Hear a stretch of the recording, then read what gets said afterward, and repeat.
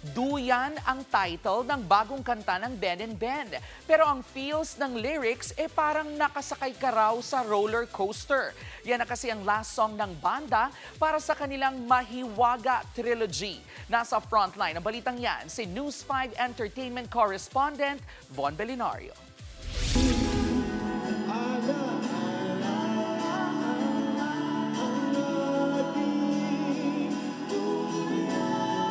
Ang pagtingin noon na lalong pinaigting sa araw-araw, nauwi na sa pagbuo ng mga alaala sa duyan. Inilabas na ng hit OPM band na Ben and Ben kanina ang latest song at music video nilang Duyan. Ito na ang huling kanta ng kanilang Mahiwaga Trilogy. Kwento ng lead vocalist na si Miguel, 3 oras lang niyang sinulat ang awitin ilang araw bago ang kasal niya noong 2023. Lahat ng buhay namin before kami kinasal, yun talaga yung lahat ng gusto kong sabihin sa kanya. Ngayong papunta na kami sa new chapter, 3 years ago. New Year, New Chapter. Sakto yan para sa isa pa sa mga lead vocalist na si Paulo. Dahil recently lang ay ikinasal na siya.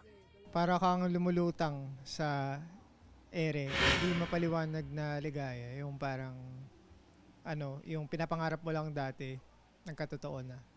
Ngayong taon din, magpapaalam na sa banda ang drummer nilang si Jam para sa ilang personal na bagay.